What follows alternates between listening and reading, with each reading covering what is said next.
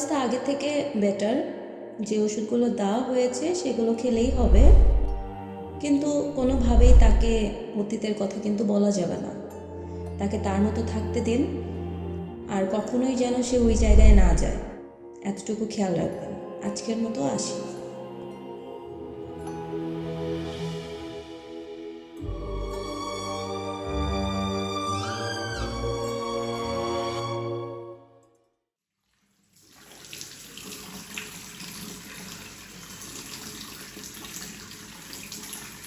এভাবেই কেটে যাচ্ছে দিনের পর দিন, রাতের পর রাত। মাথার ভেতর এমন এক অঙ্কের হিসাব চলছে যে আসলে যার উত্তর একদমই মেলাতে পারছি না বহু বছর ধরে।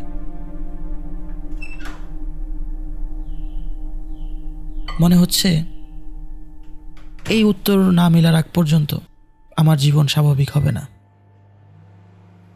কোনো কিছুতেই মন বসে না, কিছুই ভালো লাগে না। ঘরের এক কোণেই বসে থাকি।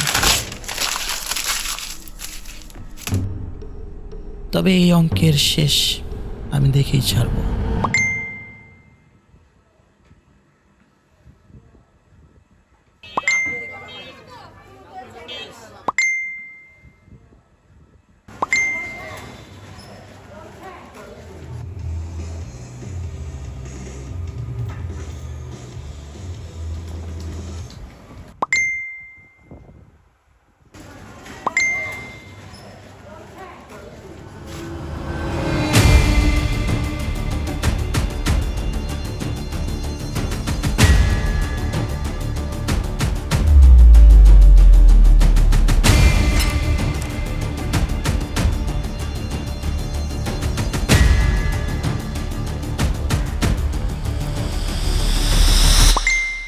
ওরা আজকে নাকি কোথায় আড্ডা দেবে, তাও আবার নতুন কোনো এক জায়গায়।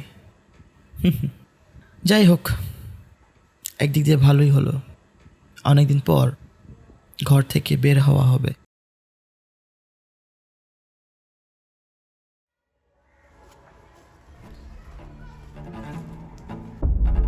জায়গাটা আমার কাছে খুবই পরিচিত লাগছে। মনে হচ্ছে কোথায় যেন দেখেছি। খুব একটা ভয়ও করছে, শরীরটাও হালকা ঘামাচ্ছে, কিন্তু কিছুতেই মনে করতে পারছি না। এখানকার মাটি, বাতাস, গাছ সব কিছুই যেন মনে হচ্ছে আমি এর আগেও দেখেছি।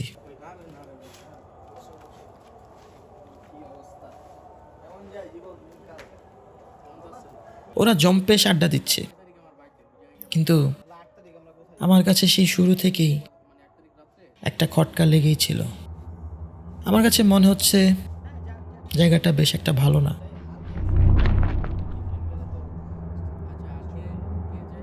আবার ওদের কাছেই শুনলাম লোকে নাকি বলে এখানে আসা নিষেধ।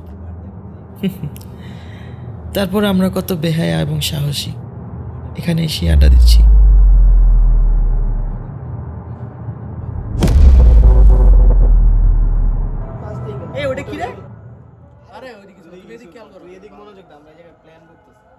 সেখানে কিছু একটা ছিল যেটা আমার দিকেই তাকিয়েছিল, কিন্তু আমি দেখতে পেলেও সেটা ওরা দেখতে পাচ্ছে না।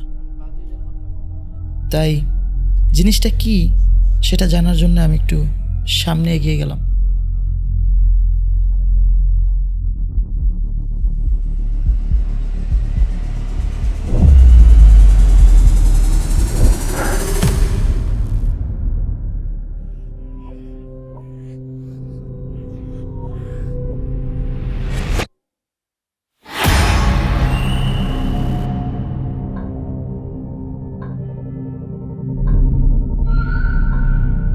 কিরে, জায়গাটা দেখছস?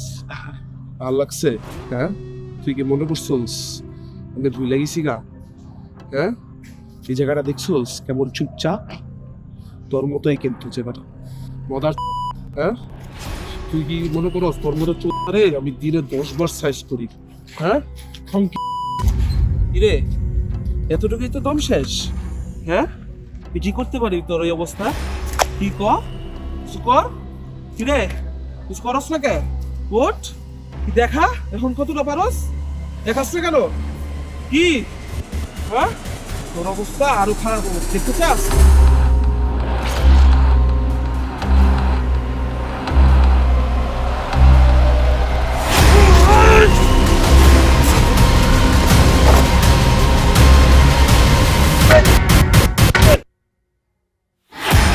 বিশাল ভাই, বিশাল ভাই, বিশাল ভাই, আল্লাহ কি করলাম এটা?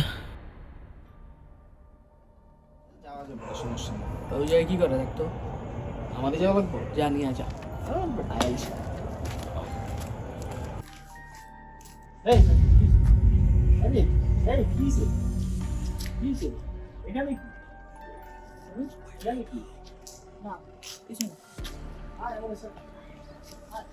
আমি এতদিন হিসাবটা মেলাতে পারিনি, কারণ উত্তরটা আসলে আমার মেমোরিতে ছিল না।